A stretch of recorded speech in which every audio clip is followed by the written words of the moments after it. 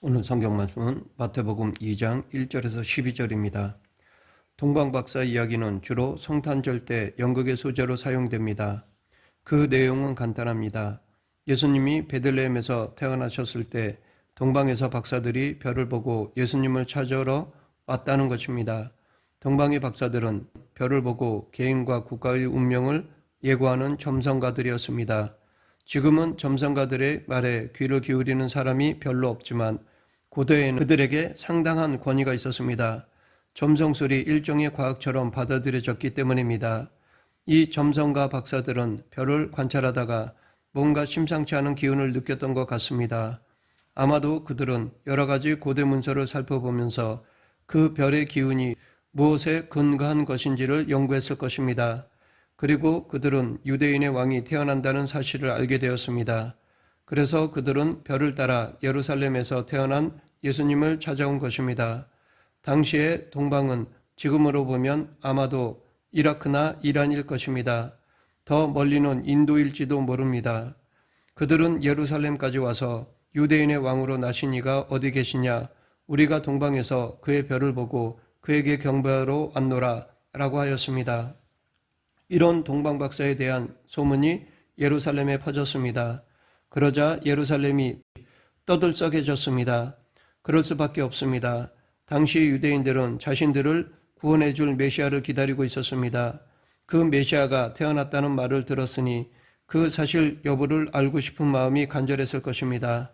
하지만 이 소문을 들은 사람들이 모두 좋아한 것은 아니었습니다. 헤롯 왕은 위기를 느꼈습니다. 자칫하면 자신의 권위가 완전히 땅에 떨어질지도 모른다는 두려움이 생긴 것입니다. 그래서 어떤 수단을 강구해야만 했습니다.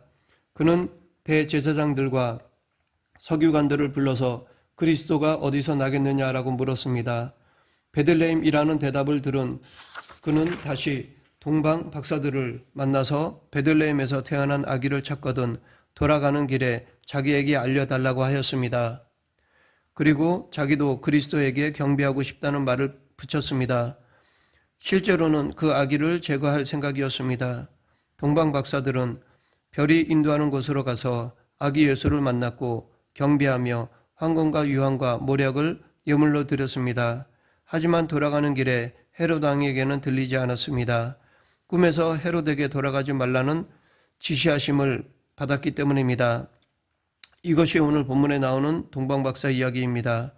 여기서 이 이야기에 몇 가지 질문을 하려고 합니다. 동방박사 이야기는 실제로 일어난 일일까요? 어떤 신자들은 성경이 기록된 것이니까 당연히 실제 일이라고 생각합니다. 또 어떤 이들은 믿고 싶지만 너무 동화 같은 이야기라서 이상하다고 생각합니다. 객관적으로 보면 동방박사 이야기는 허술한 구석이 많습니다.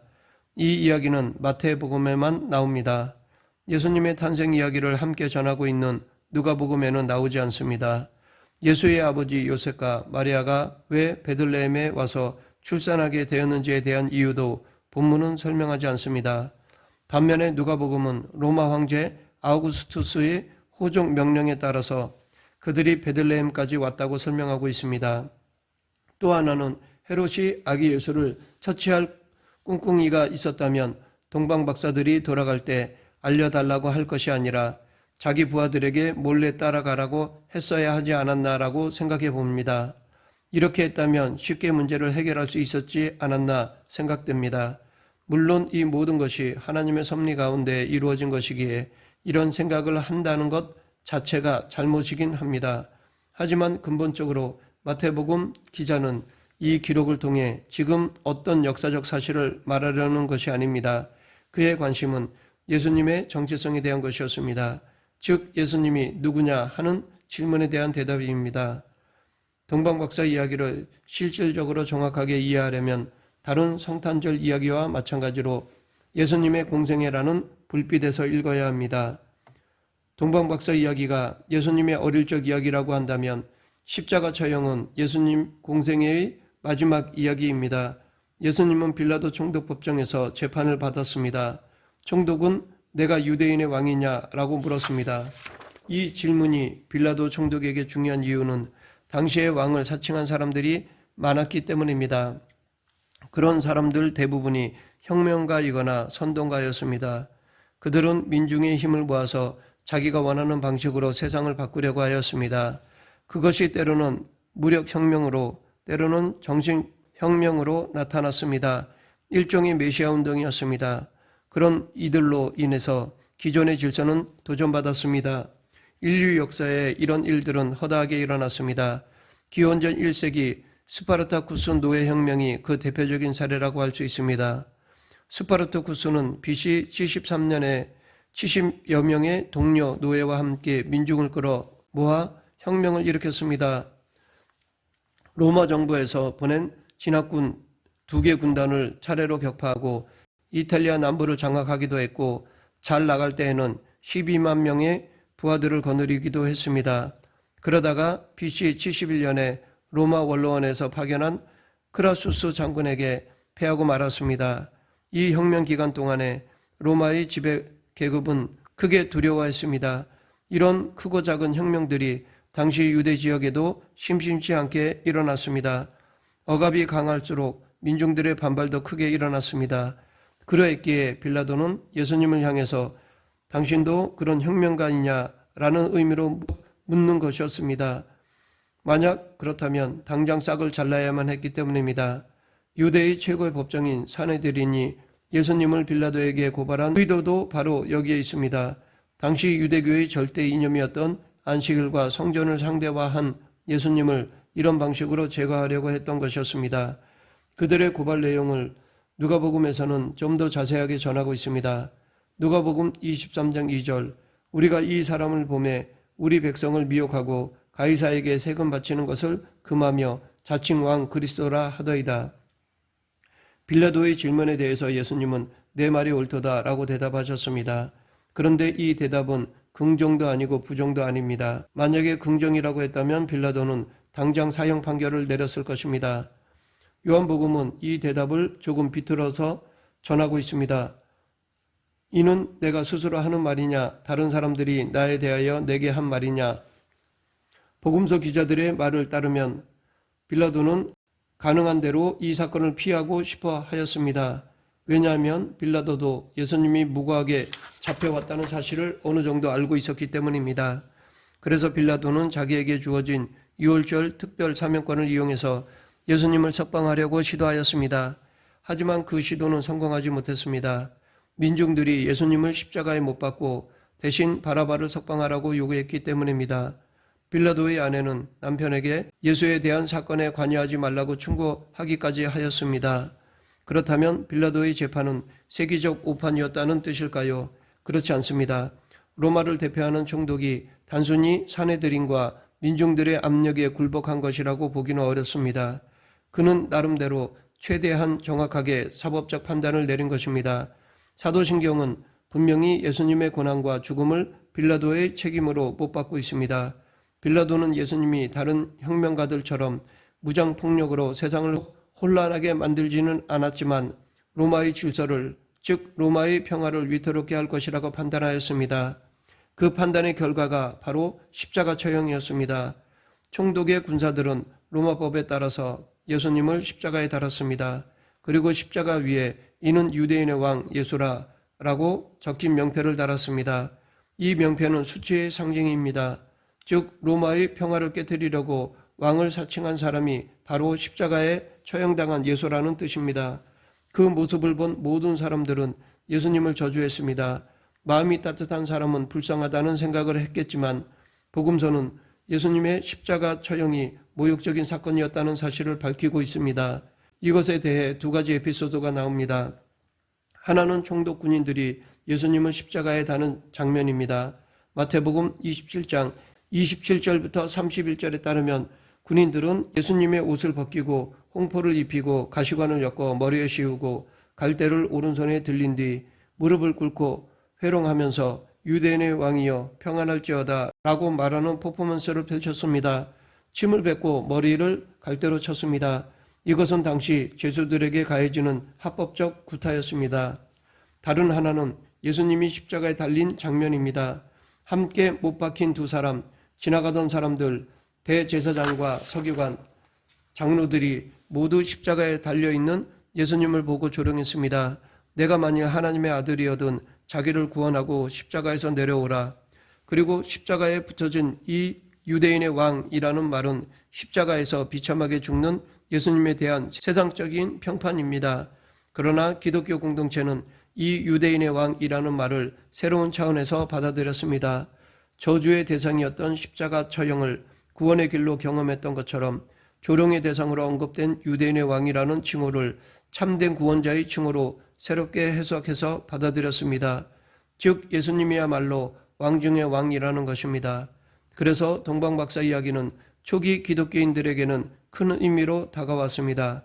앞에서 말씀드린 것처럼 헤롯 왕은 예수님의 탄생에 대한 소문을 듣고 심각해졌습니다. 동방박사들은 왕을 상징하는 황금과 유향과 모략을 아기 예수께 예물로 바쳤습니다. 그리고 마태복음은 미가서 5장 2절을 인용해서 베들레헴에서 태어난 예수님을 이스라엘의 목자라고 하였습니다. 이스라엘의 목자는 이스라엘 사람들을 지키는 왕이라는 뜻입니다. 그런데 이렇게 예수님이 유대인의 왕이라는 초기 기독교의 신앙 고백은 예수님이 세상의 왕들과 경쟁 관계에 있다는 사실을 전제하고 있습니다. 세상은 왕을 세웁니다. 그 왕을 통해서 힘을 과시합니다. 그리고 왕이 자신들을 구원할 수 있으리라고 생각합니다. 모든 문명사회는 왕정을 거쳤습니다.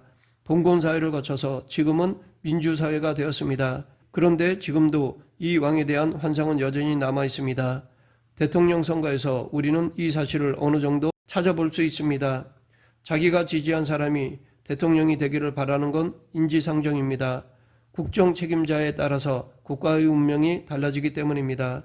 그러나 궁극적으로 세상의 왕은 우리를 구원하지 못한다는 것은 분명합니다.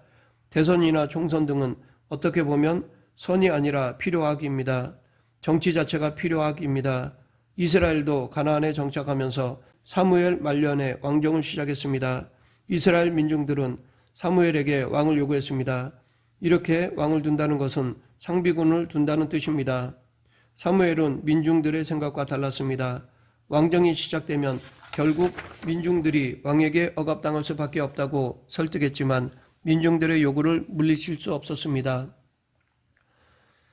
세상의 정치 지도자는 아무리 선하게 정치를 하려고 해도 구조적으로 그것이 불가능합니다. 그 이유는 권력의 속성에 있습니다. 상대방과 경쟁해야만, 더 나아가서는 상대방을 제거해야만 권력이 유지됩니다. 동방박사 이야기에서 헤롯 왕이 갓 태어난 예수님을 죽이려고 했던 것은 바로 이런 이유에서였습니다. 빌라도로 상징되는 로마 체제가 예수님을 십자가에 처형했다는 것도 같은 이유에서였습니다. 이 세상은 상대적으로 괜찮은 왕이 있거나 못한 왕이 있을 뿐입니다. 헤롯 왕이나 빌라도뿐 아니라 지금 우리들도 이 땅에 사는 한 상대적으로 나은 것을 선택해야만 합니다. 그러나 그것이 궁극적인 것이 아니라는 것만은 분명하게 인식하고 있어야 할 것입니다. 왜냐하면 이 세상에서의 선택은 구원이 나올 수 없기 때문입니다. 자본주의 세계에서는 이미 자본이 왕으로 군림합니다. 즉 권력이 정치에서 경제로 넘어갔습니다. 그래서 요즘은 돈이 왕입니다. 돈을 지배하는 재벌이 이 시대의 황제입니다. 그들이 많은 사람들의 생사 여탈권을 쥐고 흔듭니다. 아니 어쩌면 왕이나 황제를 뛰어넘어 신의 경지에까지 올랐습니다. 그러나 우리는 속지 말아야 합니다. 그런 힘은 헤롯 왕이 그랬듯이, 그리고 로마 황제가 그랬듯이 상대를 강압적으로 제압하려고 애를 씁니다. 하지만 돈은 헤롯 왕이나 로마 황제가 참된 왕이 아니듯이 오늘 이 시대에도 참된 왕이 아닙니다. 돈은 우리를 끊임없이 경쟁하게 만듭니다. 그것에는 생명이 없습니다. 오히려 생명을 파괴합니다. 기껏해야 우리의 삶을 조금 편하게 할 뿐입니다. 그것도 대개는 속임수입니다. 사시사철 냉난방이 완비된 집에서 산다고 해서 우리의 영혼이 자유로워지는 것이 아닌 것과 같습니다. 2000년 전 초기 기독교는 이 사실을 꿰뚫어 보았습니다. 그래서 이들은 세상의 왕에 의해서 십자가에 달리신 예수님이 참된 왕이라고 외쳤습니다. 예수님은 왕이십니다. 메시아이십니다. 하나님의 아들이십니다. 예수님만이 그 어떤 방식으로도 파괴되지 않는 부활 생명의 첫 열매가 되신 생명의 주인이십니다. 말씀을 맺겠습니다. 초대 기독교인들은 로마 황제 체제 아래서 용감하게 예수님이 왕이심을 외쳤습니다. 예수님이 왕이심을 찬양했습니다. 세상의 그 어떤 것도 그 누구도 왕이 아닙니다. 오직 예수님이야말로 온 인류의 왕이라고 하였습니다. 오늘 우리도 그렇게 믿어야 합니다. 예수님만이 우리에게 경배를 받으실 분이시며 그분만이 우리의 찬양을 받으실 분이심을 믿어야 합니다. 예수님은 보이지 않는 하나님의 보이는 실체이심을 믿어야 합니다. 예수님만이 참 왕이심을 믿고 전하는 저와 여러분이 되길 간절히 축원합니다. 기도하겠습니다. 생사와 화복을 주관하신 하나님 아버지, 이 세상 그 누구도 그 무엇도 우리의 왕이 아니라 오직 예수 그리스도만이 우리의 왕 되심을 믿고 따르는 그리스도인이 되게 하여 주시옵소서. 예수님 이름으로 기도드립니다. 아멘.